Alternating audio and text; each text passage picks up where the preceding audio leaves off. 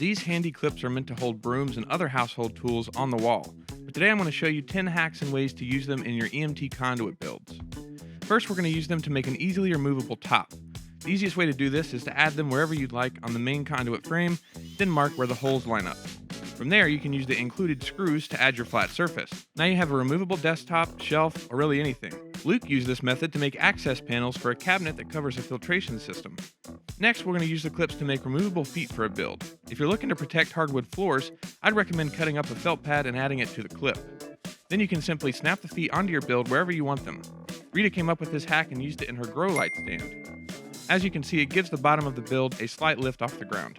Very similar to those project feet, Chuck used furniture sliders attached to the clips with adhesive to make removable feet that allow his eating tray to slide on carpet easier.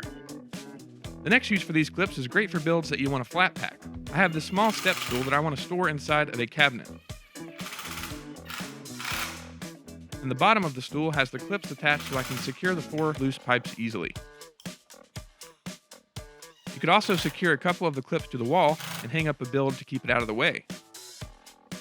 Next, we're going to use the clips to make removable accessories. Depending on the size of your accessory threads, you may have to make the hole a little bigger. I made the hole 1/4 inch so I could thread a bolt directly into the light that I have. Now I can easily move this around the conduit frame wherever I need. Another great use for the clips after drilling a larger hole is attaching them directly to a maker pipe connector. This would allow you to quickly attach and detach 2 conduit frames from each other.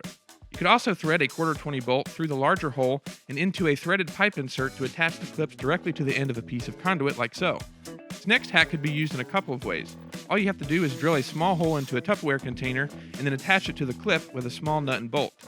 Now you have a storage bin that you can easily move around and grab hardware from while you're building, or you could just use it to store loose screws and other hardware in some kind of storage build.